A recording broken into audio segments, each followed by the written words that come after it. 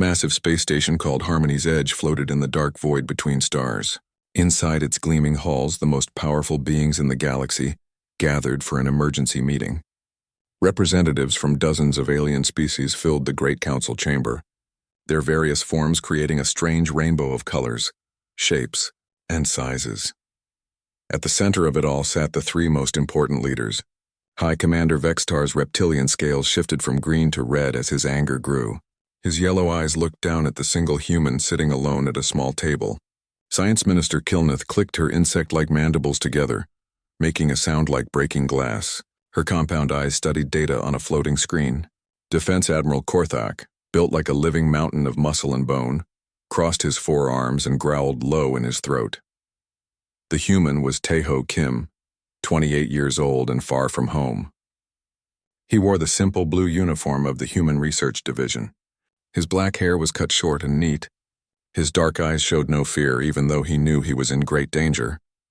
Around him, hundreds of alien eyes stared with everything from curiosity to outright hatred. "The matter before us today is simple," High Commander Vextar announced. His voice echoed through the chamber like thunder. "For 3 months, the planet Kethamara has been sending out dangerous energy waves. These waves are destroying our shipping routes and threatening our trade." Kilneth's screen showed images of the planet. It looked like a green and brown ball covered in thick clouds. "Every probe we have sent has been destroyed within hours," she said in her cold, clicking voice. "Every drone has been torn apart. The planet appears to be completely hostile to all forms of life. Our best scientists say nothing can survive on that world." Korthak added, his voice like grinding stone. "It is a death trap. A place where everything goes to die." Taeho listened carefully. He had studied the reports about Kethamara. The planet was indeed dangerous. But he also noticed something the aliens had missed. All their probes had been sent during the planet's storm season. All their drones had tried to land in the same dangerous areas. They had not tried to understand the planet. They had only tried to force their way in. However, Vextar continued, his scales now bright red with anger, "The humans keep telling us how wonderful they are at surviving, how clever and adaptable they are, how they can live anywhere and do anything." He paused and looked directly at Taeho. "So we have decided to test this claim." The chamber fell silent. Even the constant humming of the station's engines seemed to quiet down. Taeho felt his heart beat faster, but he kept his face calm. "We are sending the human to investigate Kethamara personally," Kilneth announced. Her mandibles clicked with what might have been pleasure. "Our calculations show only a 0.003% chance that any living being can survive on that planet's surface for more than a few hours. If humans are truly as amazing as they claim," Korthak said with a nasty smile, "then surely one human can succeed where all our technology has failed." Taeho understood immediately. This was not a mission. This was an execution. The aliens had grown tired of humanity's recent successes in the galaxy. Humans had been solving problems, making discoveries, and proving themselves useful in ways that made some aliens uncomfortable. Now they wanted to put humans back in their place by sending one to die on the most dangerous planet they knew. "I accept the mission," Taeho said quietly. The chamber erupted in surprised murmurs. Many aliens had expected him to beg for mercy or refuse to go. "You will be given basic survival equipment," Vextar said, clearly annoyed that Taeho had not provided the entertainment of begging. "You will have 72 hours to complete your investigation and report back. The communication device we are giving you has limited range and power," Kilneth added. "It may not work properly in Kethamara's electromagnetic storms." Taeho nodded. He knew they were giving him broken equipment on purpose. They wanted to make sure he could not call for help. After the meeting ended, Taeho went to prepare his gear. His colleague Jiwoo Park found him in the equipment room. She was a small woman with worried eyes and short black hair. She looked around to make sure they were alone. "They want you dead," she whispered urgently. "This world has killed everything they have sent there. Ships, probes, even their toughest military drones. Nothing survives, I know," Taeho replied calmly. He checked his survival kit, making mental notes of what was missing and what had been sabotaged. "Then why did you agree to go?" Jiwoo asked. "You could have refused. You could have demanded a fair trial or asked for human backup." Taeho smiled as he packed his medical supplies. "Because they are about to learn something important about humans. We do not die as easily as they think we do. Communication Officer Hana Lee arrived with his equipment. She was tall and serious, with long black hair tied back in a practical ponytail. She handed him a small device that looked like a metal brick with buttons. "This is your communicator," she said. "It is old." Her tone suggested she knew it was more than just old. "I will monitor all frequencies and try to stay in contact with you." "Do your best," Taeho said. He understood that she would try to help him, but the deck was stacked against them both. As the time came to leave, word spread through the human sections of the station. People came to see him off. They could not protest openly without risking punishment, but their faces showed what they thought of the council's decision. Taeho walked to the small transport ship they had given him. It was barely worthy of the name ship. The engines were old, the life support was basic, and the landing systems looked like they might fail at any moment. Another gift from his alien friends. Before boarding, he turned back to look at Jiwoo and Hana. "When I get back," he said with a confidence that surprised them, "things are going to be different around here." "When you get back?" Jiwoo asked. "Not if. When." Taeho stepped into the ship. "See you soon."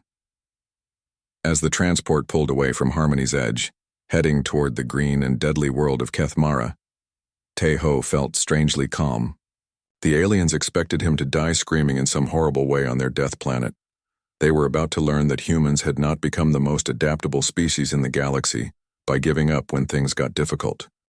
The transport ship shook violently as it entered Kethmara's atmosphere. Taeho gripped his seat as warning lights flashed red all around him. The ship's computer spoke in a flat, mechanical voice. "Hull temperature critical. Engine failure imminent. Crash landing unavoidable." Through the small window, Taeho could see the planet's surface rushing up to meet him. Green jungle stretched in all directions, broken by jagged mountains and rivers that glowed with strange colors. Lightning flashed, constantly in the purple sky, and the air itself seemed to shimmer with energy. The ship hit the ground hard. Taeho was thrown forward against his safety straps as metal screamed and sparked around him. The transport bounced twice, crashed through several enormous trees, and finally came to rest in a smoking crater. For a moment everything was quiet except for the hissing of broken systems and the distant sound of something that might have been wind, or might have been something much worse. Taeho checked himself for injuries. A few bruises, a small cut on his forehead, but nothing serious. He gathered his equipment and forced open the twisted door of the transport. The first breath of Kethmara's air burned his lungs. It was thick and humid, full of strange smells and a metallic taste that made his teeth ache. The jungle around him was like nothing he had ever seen. The trees were massive, their trunks easily 50 feet wide. Their leaves were every color except the green he expected: purple, blue, silver, and some colors that seemed to shift and change as he watched. Vines hung down like curtains, and in the distance he could hear sounds that no earth animal had ever made. Taeho had been on the planet for less than 10 minutes when the first creature tried to kill him. It came from above, dropping silently from the canopy like a living shadow. It looked like a serpent, but it was as thick as a subway car and 40 feet long. Its scales were black with silver patterns that seemed to move on their own. When it opened its mouth, green acid dripped from fangs the size of baseball bats. Most people would have screamed and run. Taeho dove to the side, rolled behind a fallen log, and watched carefully. The creature struck where he had been standing, and its acid burned through solid rock like it was paper. But then it did something interesting. It lifted its head, tasted the air with a forked tongue, and moved away. Territorial, not hunger-driven, Taeho muttered to himself. Attacks threats to its territory but does not hunt randomly. The second creature found him an hour later. This one looked like a plant, but it moved faster than a cheetah. It was a mass of green tentacles covered in thorns with a mouth full of spinning teeth in the center. It erupted from the ground without warning and lashed out with its appendages. Again, Taeho did not panic. He jumped backward and observed. The plant creature stopped attacking when he moved away from a certain area. It was guarding something, probably its root system or a nest. Defensive behavior, he noted aloud. Attacks anything that comes too close to its vital areas. By the end of his first day, Tejo had encountered 17 different species that should have killed him. Acid-spitting serpents, mobile carnivorous plants, swarms of insects with wings like razor blades, and things that defied easy description. But he began to notice patterns. The creatures were not mindlessly aggressive. They followed rules. They had territories, feeding times, and behaviors that made sense once you understood their needs. The problem was that the alien probes had been programmed to push forward no matter what, triggering every defensive response on the planet. Tejo found shelter in a cave for his first night. He set up his small camp carefully using techniques he had learned in military survival training. He rationed his food and water, knowing he might be here much longer than the aliens expected. On his second day, he tried to contact the orbiting ships using his communication device. The unit crackled and sparked, giving him only static. Either the planet's electromagnetic fields were interfering with it, or the aliens had given him equipment that was designed to fail. Probably both. "Hana, this is Tejo." He spoke into the device anyway. "Day 2 on Kethamara. I am alive and making progress. The local wildlife is dangerous but predictable. Beginning detailed ecosystem analysis." He did not know if anyone could hear him, but talking helped him organize his thoughts. The jungle was full of wonders as well as dangers. Some of the plants glowed with their own light. Others seemed to communicate with each other through chemical signals that made the air smell like flowers or thunderstorms. The soil was rich and dark, full of nutrients that could probably grow anything. On his third day, Tejo discovered something that changed everything. He was following what looked like an animal trail through the densest part of the jungle when he noticed that all the usual sounds had stopped. The chittering insects, the distant roars, the rustling of leaves, and everything was silent. Even the wind seemed to hold its breath. That was when he heard it for the first time. The roar started low, like distant thunder. Then it grew louder and deeper until it seemed to come from the very ground beneath his feet. It was the sound of something massive, something powerful, and something very, very angry. The roar went on for nearly a minute, echoing off the mountains and through the valleys. When it finally ended, every creature in the jungle began to flee. The acid serpents slithered away as fast as they could move. The carnivorous plants pulled their tentacles underground. Even the razor-winged insects disappeared into whatever holes they could find. Tejo felt his heart beating fast, but he forced himself to think clearly. Something had just announced its presence to the entire jungle, and every other predator was running away. This was the apex predator, the creature at the top of Kethamara's food chain, and it was coming his way. Tejo could feel the ground shake slightly with each footstep. Whatever was approaching was enormous and heavy. Trees creaked and fell in the distance as it pushed through the jungle. Other creatures fled past him without even noticing he was there. He had two choices.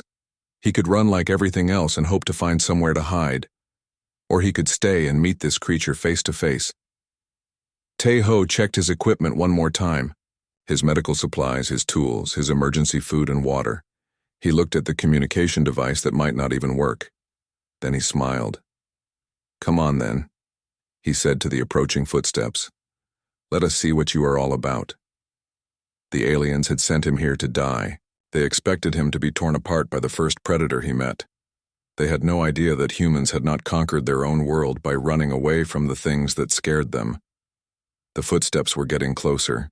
Soon, Tejo would meet the master of this deadly world. The creature that emerged from the jungle was beyond anything Tejo had imagined. It stood 12 feet tall on 6 powerful legs, each ending in claws that could tear through steel like paper. Its hide was not quite scales and not quite armor, but something in between that shimmered like liquid metal in the filtered sunlight. The color shifted from deep black to silver to gold as it moved. Its head was massive, with a mouth full of teeth that were each the size of daggers. But what struck Tejo most were its eyes. They were large and golden, and they held intelligence. This was not just a mindless predator. This was a thinking creature, and right now it was thinking about him. The beast stepped into the small clearing where Tejo stood. Each footstep made the ground shake. Its breathing sounded like wind through a cave. It lowered its great head and studied the small human with obvious curiosity. Tejo forced himself to remain perfectly still. Every instinct screamed at him to run, but he knew that would be the worst thing he could do. Running would trigger the creature's hunting response. Instead, he watched and learned. The beast circled him slowly, its golden eyes never leaving his face. Tejo could see old scars across its hide, evidence of many battles. He noticed that it favored its rear left leg slightly, suggesting an old injury. Most importantly, he saw a fresh wound on its flank that was swollen and infected. "You are hurt," Tejo said quietly. The creature's ears, or what passed for ears, twitched at the sound of his voice. It tilted its massive head to one side like a dog trying to understand a new command. Tejo very slowly reached for his medical kit. The beast tensed, ready to strike, but Tejo moved with careful, deliberate motions. He pulled out a small bottle of antiseptic and held it up where the creature could see it. "This will help," he said, keeping his voice calm and steady. "I know it hurts." The beast sniffed the air, catching the sharp chemical smell of the medicine. It took a step back, uncertain. For several long minutes, human and beast regarded each other across the small clearing. Then Tejo did something that surprised them both. He sat down on the ground, making himself smaller and less threatening. He placed the antiseptic on the ground between them and waited. The creature was clearly confused by this behavior. Every other living thing on Kethmara either fled from it or tried to fight it. Nothing had ever sat down and offered to help. Slowly, carefully, the beast approached. It sniffed the bottle of medicine, then looked at Tejo with what might have been understanding in its golden eyes. Very gradually, it lowered itself to the ground and turned to show him the infected wound. Tejo's hand shook slightly as he approached the injury. The wound was deep and ugly, full of infection and strange alien bacteria, but it was treatable. He had seen similar injuries in Earth animals. "This is going to sting," he warned, though he doubted the creature understood his words. The beast rumbled deep in its chest when the antiseptic touched the wound, but it did not pull away. Instead, it watched Tejo work with those intelligent golden eyes. When he was finished cleaning the wound and applying antibiotic cream, the creature made a sound that was almost like a purr. "There," Tejo said, sitting back. "That should feel better in a day or two." The beast touched its nose to Tejo's hand very gently. Its breath was hot and smelled like metal and spices. Then it stood and walked a short distance away, but it did not leave. That night, as Tejo made his small camp, the creature remained nearby. When the purple storm clouds gathered and lightning began to flash, the beast moved closer to where Tejo had taken shelter under a large rock formation. The storm was unlike anything on Earth. The rain burned slightly when it touched skin, and the lightning was bright green instead of white. Strange sounds echoed through the darkness, howls and roars from creatures Tejo had not yet encountered. During the worst of the storm, when the wind threatened to blow him from his shelter, the beast did something remarkable.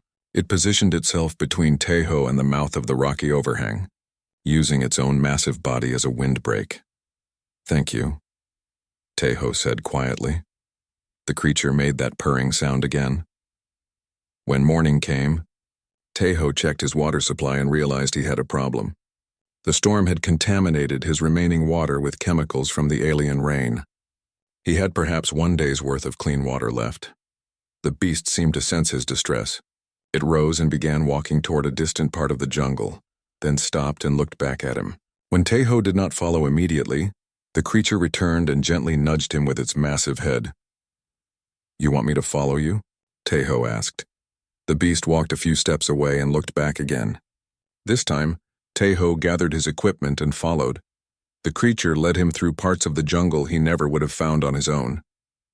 It knew safe paths through the territory of the acid serpents, hidden routes that avoided the carnivorous plants, and elevated trails that stayed clear of the more dangerous ground-dwelling predators.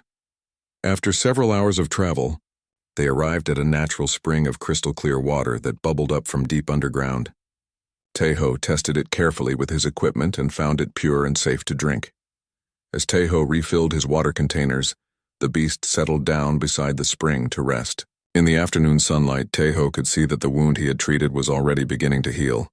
"You know," Tejo said as he sat beside the enormous creature, "I think I should give you a name. I cannot keep calling you the beast in my head." The creature's golden eyes watched him attentively. "How about Bull?" Tejo said. "It means fire in my language because of your eyes." As if understanding, the creature, Bull, made a pleased rumbling sound. That evening, they hunted together for the first time. Bull chased a creature that looked like a six-legged deer into an area where Tejo waited with a makeshift spear. The hunt was successful, and they shared the meal by the spring. As the alien stars came out overhead, Tejo realized something important had happened.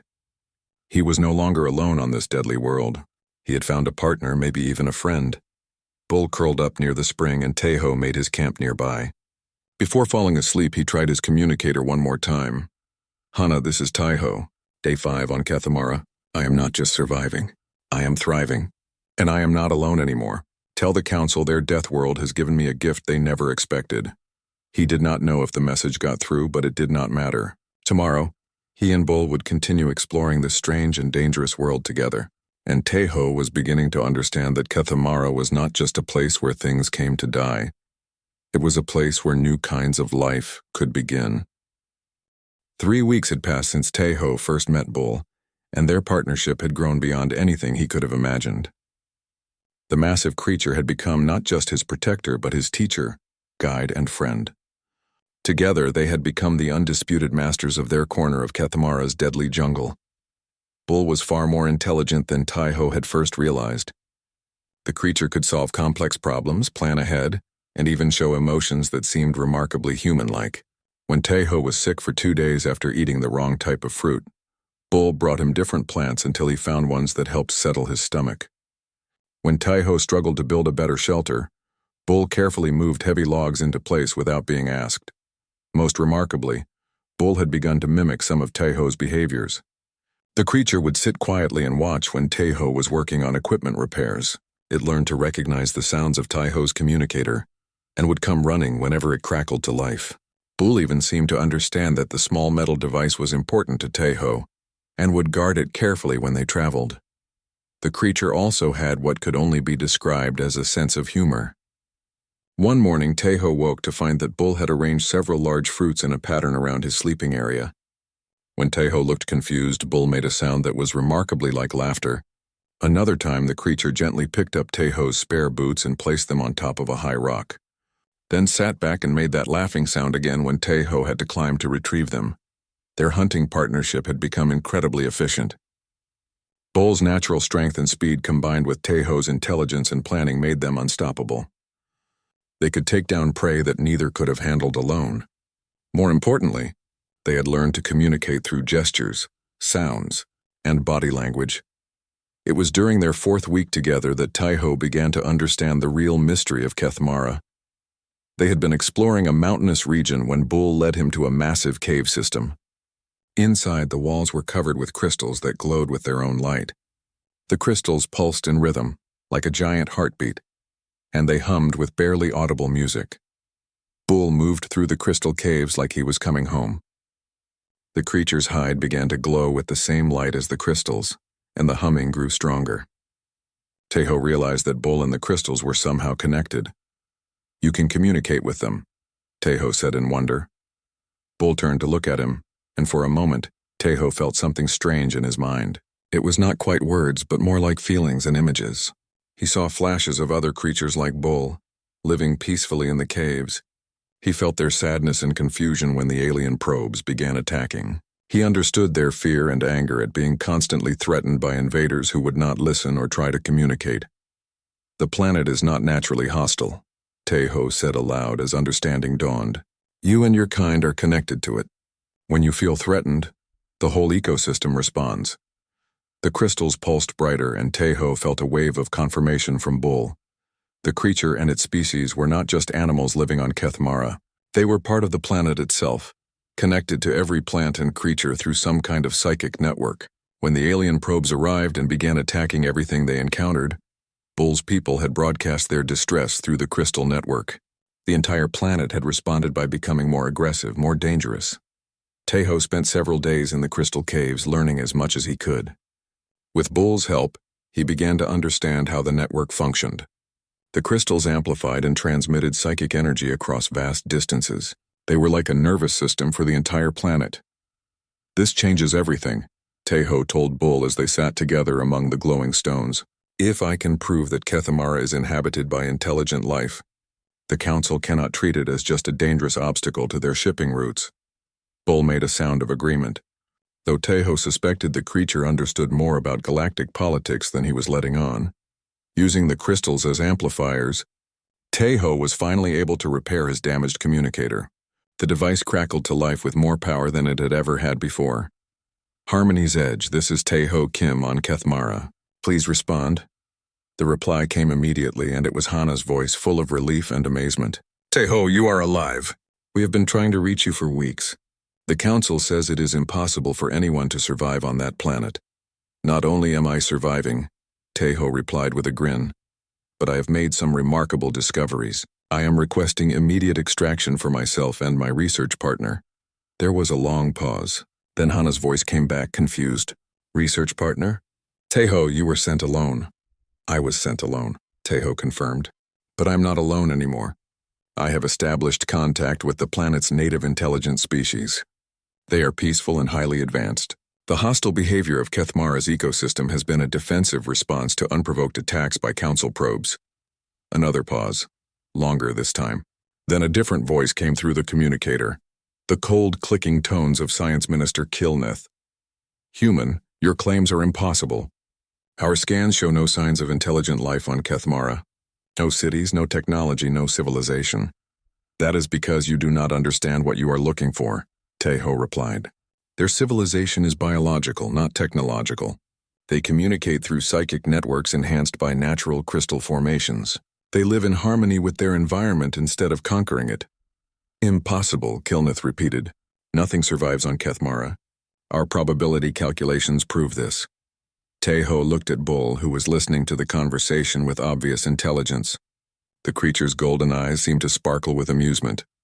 Minister, Tejo said into the communicator, your probability calculations failed to account for one important factor.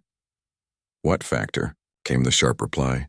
You underestimated humans, and you completely failed to consider that some problems are solved not by force but by friendship.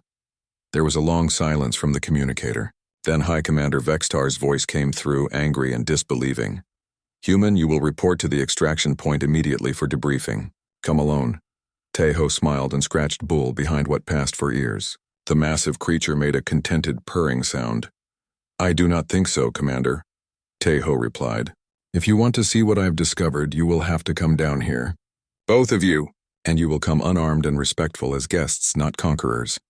That is unacceptable. Vextar's voice crackled with rage. You will obey orders. What orders? Tejo asked innocently. You sent me here to die, remember?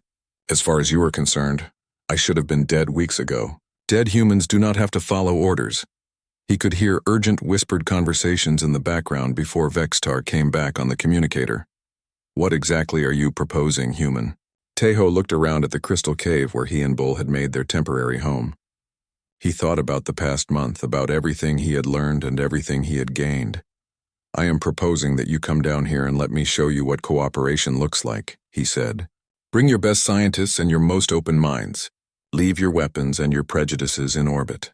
Come and meet my friend. As if understanding the conversation, Bull moved closer to the communicator and made a sound that was part roar, part song. The crystals around them responded, glowing brighter and humming in harmony. The silence from the communicator stretched on for a very long time. 3 months after Tejo Kim had been sent to Kethmara to die, a massive council fleet arrived in orbit around the planet. The ships carried the most advanced sensors in the galaxy, operated by teams of confused scientists who could not understand what they were detecting. Where once there had been only chaotic energy readings and signs of constant warfare, the sensors now showed organized settlements, cultivated areas that looked like farms, and energy patterns that suggested not just life, but civilization. High Commander Vextar stood on the bridge of his flagship, his scales cycling through colors that indicated severe stress. Beside him, Science Minister Kilneth clicked her mandibles nervously as she studied the impossible readings on her screens. This cannot be accurate, she insisted for the 10th time that day. These readings suggest that the planet's ecosystem has been completely reorganized. It shows multiple species living in harmony, advanced agriculture, and what appears to be a thriving research facility. Defense Admiral Korthak crossed his 4 massive arms and growled. The human has been down there for 3 months. 3 months! Nothing lives on Kethmara for 3 hours, let alone 3 months. Sir, reported the communications officer. "We are receiving a transmission from the planet's surface." "Put it through," Vextar ordered. Teho's voice came through the speakers, calm and cheerful. "Welcome to Kethmara, Council Fleet. I trust your journey was comfortable. I have prepared a landing site for your diplomatic party. Coordinates are being transmitted now." "Human," Vextar snapped, "you will report to our ships immediately for debriefing." "I am afraid that is not possible," Teho replied pleasantly. "I am currently the director of the Kethmara Interspecies Research Station, and I have responsibilities here that I cannot abandon. However, I would be delighted to welcome you to our facility. I think you will find our work quite interesting." Kilneth leaned toward the communicator. "Human, our sensors indicate massive changes to the planet's ecosystem. Explain these readings immediately. All will be explained when you visit," Teho said. "I recommend a small party, no more than 10 individuals. And please leave your weapons aboard your ships. They will not be necessary and they might be seen as rude by our hosts." "Hosts?" Korthak demanded. "What hosts?" "There is no intelligent life on Kethmara." "There is now," Teho replied simply. "See you soon." The transmission ended, leaving the council leaders staring at each other in confusion and growing anger. 2 hours later, a small landing craft descended through Kethmara's atmosphere. Vextar had insisted on leading the party personally, bringing Kilneth, Korthak, and 7 other representatives. They were all armed despite Teho's request, and they expected to find either a dead human or an elaborate hoax. What they found broke every assumption they had ever made about humans, about Kethmara, and about the nature of survival itself. The landing site was a clearing that had obviously been prepared for their arrival. But surrounding the clearing was something that should have been impossible. A thriving settlement where creatures that should have been trying to kill each other were living and working together, peacefully. Acid serpents coiled lazily in the sunshine beside flowering plants that should have been their mortal enemies. Carnivorous plants had somehow been trained to tend gardens of edible fruits and vegetables. Flying creatures with razor wings carried supplies between different areas of the settlement like helpful assistants. And walking calmly toward their landing craft was Teho Kim, looking healthier and more confident than he had ever looked on Harmony's Edge. He wore clothes made from local materials. His hair was longer, and his skin was tanned from the alien sun. He walked with the easy stride of someone who was completely at home in his environment. But that was not the most shocking part. Walking beside him was the largest predator any of them had ever seen. The creature was magnificent and terrifying, 12 feet of muscle and armor and gleaming claws. It moved with obvious intelligence and power, and around its neck was a collar made from the glowing crystals that grew naturally on Kethmara. The beast, Bull, responded to subtle gestures from Teho like a well-trained companion. When Teho stopped walking, Bull stopped. When Teho raised his hand, Bull sat down like an enormous, deadly dog. But even that was not the most impossible thing they saw. Behind Teho and Bull came a procession of other creatures, former apex predators that now moved in calm formation. There were more creatures like Bull, smaller but equally impressive. There were the acid serpents moving in elegant curves through the air. There were plant creatures that walked on root legs and flying things that sparkled in the sunlight. All of them were clearly intelligent. All of them were clearly peaceful, and all of them were following the lead of a single human being. The council party stood frozen at the bottom of their landing ramp, staring in complete disbelief. "Gentlemen, ladies," Teho called out cheerfully as he approached. "Welcome to Kethmara. I would like you to meet my partner, Bull." He scratched the massive creature behind what might have been ears. "We have been working together to establish the first interspecies research station in this sector of the galaxy." Bull made a sound that was part purr, part musical note. The other creatures responded with their own calls, creating a harmony that seemed to make the very air sparkle. "Oh," Teho added with a grin, "we have also solved your shipping lane problem. It turns out the planet was not hostile, it was just lonely. Once we established proper diplomatic relations with the native species, they were happy to help redirect the energy, emissions away from your trade routes. High Commander." Vextar's scales cycled through every color in the spectrum before settling on a pale white that indicated complete shock. His mouth opened and closed several times before any sound came out. This This is impossible, he finally managed. Nothing survives Kethamara. Nothing. You keep saying that, Tejo replied pleasantly. But as you can see, that is not quite accurate. He gestured to the thriving settlement around them. Many things not only survive here, they flourish. You just have to approach them with respect instead of hostility. Science Minister Kilneth's compound eyes darted frantically between Tejo, Bull, and the impossible scene around them. Our calculations, she clicked desperately, our probability assessments, our scientific models, they all proved that survival here was impossible. Your calculations failed to account for one variable, Tejo said with a smile. Human adaptability. We do not just survive impossible situations, we make friends with them. As if to demonstrate the point, Bull playfully nudged Kilneth with his massive head. The gesture was gentle enough to avoid injury, but firm enough to send the science minister stumbling backward in terror. Defense Admiral Korthok found his voice at last. What do you want, human? What is your price for this? Cooperation? Tejo looked genuinely surprised. Price? I do not want anything except to continue my research. Although, he paused thoughtfully, it would be nice if the Council stopped trying to kill humans just because we make you uncomfortable. The implications of what they were seeing began to sink in. The Council's attempt to eliminate human influence had instead created the first human-led interspecies sanctuary in galactic history. More importantly, it had proven that humanity's greatest strength was not their ability to survive impossible odds. It was their ability to turn enemies into family. Back on Harmony's Edge, Jiwoo Park and Hana Lee watched the live transmission of the landing with undisguised joy. The camera feeds from the Council Party's equipment showed everything. Tejo's impossible settlement, his partnership with creatures that should have killed him, and most importantly, the expressions on the Council leaders' faces. Look at them, Jiwoo laughed. They look like they have seen a ghost. Better, Hana replied with a grin. They look like they have seen the future, and they are not in charge of it anymore. On Kethmara, Tejo continued his tour of the settlement, explaining how different species had learned to work together, how the crystal network allowed for unprecedented scientific research, and how the planet's ecosystem was now more stable and productive than it had ever been. The Council members followed in stunned silence, their assumptions about humans, about survival, and about the nature of civilization crumbling with every step. The really wonderful thing, Tejo said as they reached the central research area where glowing crystals hummed with harmonic energy, is that this is just the beginning. Bull's people have knowledge of dozens of other worlds that the Council considers too dangerous to explore. With proper cooperation, we could establish research stations throughout the galaxy. High Commander Vexitar finally found his voice again. And you would lead these expeditions? Oh no, Tejo said with a laugh. Humans work best as partners, not leaders. But we would be happy to help.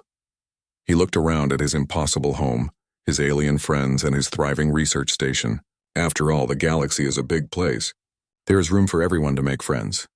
Bull made that musical purring sound again, and the other creatures joined in. The harmony seemed to make the crystals glow brighter, and for a moment even the Council members felt a sense of peace and possibility they had never experienced before.